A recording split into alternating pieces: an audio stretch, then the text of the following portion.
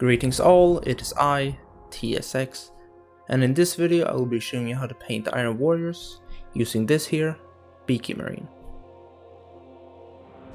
In this tutorial I will show you how to paint Ironic Metals, Rusty Blacks, Hazard Stripes, Planks, and how to freehand squad markings.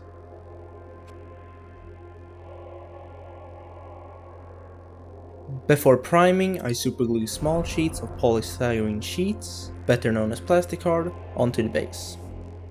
This I do to imitate wooden or concrete elements scattered around the battlefield. If you want some more interest, you can use varying thicknesses of plastic art to create nuance in your base. Some bases I also leave barren. Just a side note here, but please don't sniff the superglue, as then you might end up with an Emperor's Children Marine instead. And trust me, no one wants that.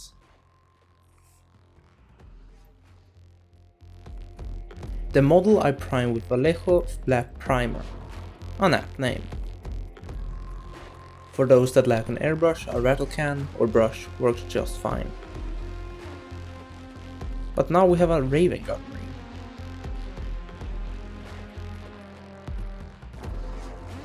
To remedy this, I paint lead belcher by hand, avoiding any occluded regions, such as under the legs or under the arms.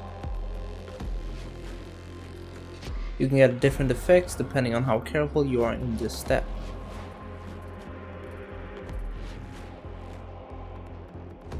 Why not just airbrush the model in lead belcher, I hear you ask? Abaddon Black is then applied to the pauldrons, knees, chest cables, to all the joints, and into the recesses of the eyes. Depending on how careful you were in the previous step, this section may not be relevant. I then heavily thinned down more than Frank Brown and painted into the recesses of the black parts, such as around the studs,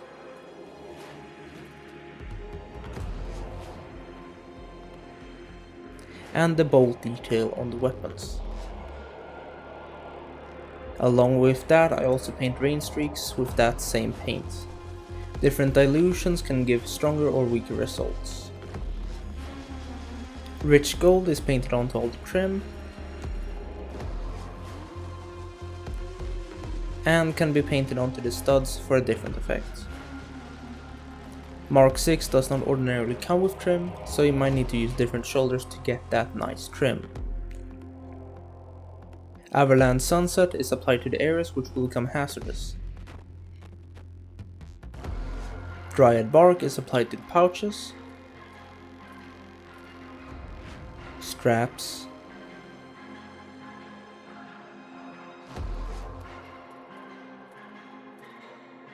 and to any wooden basing elements. Deathworld Forest is applied to any frag grenades.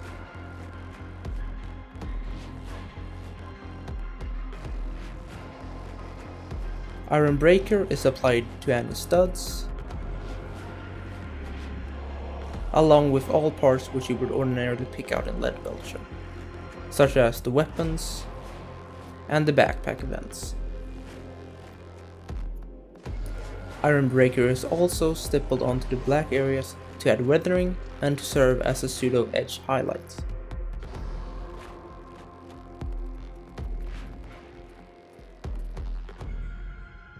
The next step is painting slits of Evil Sun Scarlet into the eyes and to all the monitors.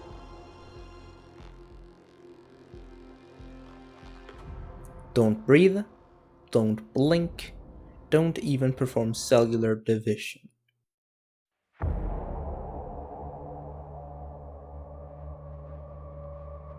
Onto any wooden basing parts, I paint thin lines of diluted Rakra flesh to resemble wood grain. By spreading the lines out, you can create more aged and dark wood, or you can paint them tighter to achieve a lighter and, I guess, younger tone.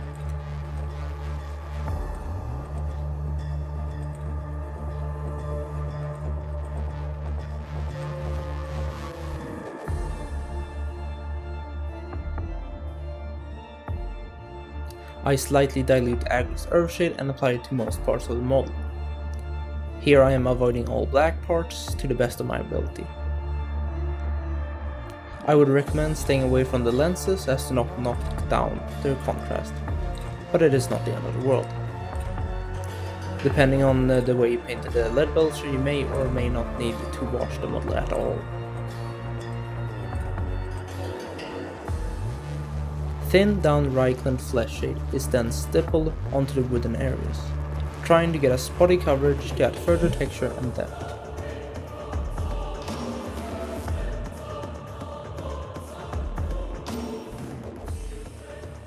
You could leave it here, but if you wish to add further character to your characters, here is what to do.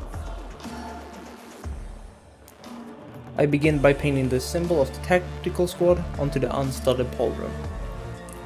To do this, I dilute Celestial Grey with water until it flows nicely while still affording a good amount of control.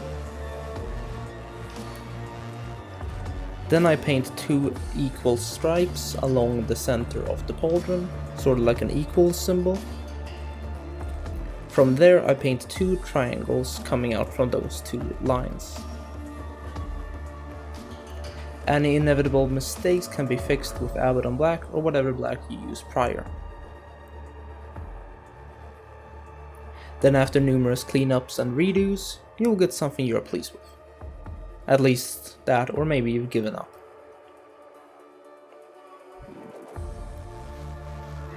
The Iron Warriors like to point out the danger bits so that their enemies don't hurt themselves.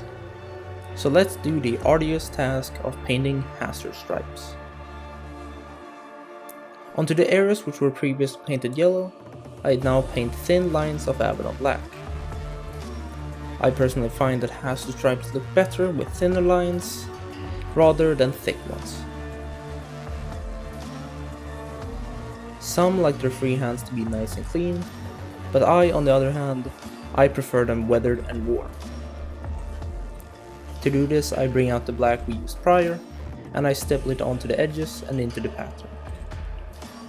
If you don't enjoy stippling, you can simply use a torn up sponge dipped in the black paint, of course dabbing away most of the paint. Once the black chips are done, I bring out Iron Breaker, which is applied into all the heavier chips. This could also be done with a sponge, but as it is as uncontrollable as the dogs of Angron, I don't see it as an option. If you struggle with freehanding, a solution could be to thin down your paint with Vallejo Flow Improver. This will greatly improve the flow of the paint. I mean, what were you expecting from something named as such? After that, all we have left to do is prepare the base. I use Vallejo mud mixed with Dryad bark to recreate Stirland mud. As always, you can use whatever basing methods or products you fancy. Then I do the most important step, painting the base trim black. I hope you enjoyed this video, I hope you have a nice day, and enjoy your painting.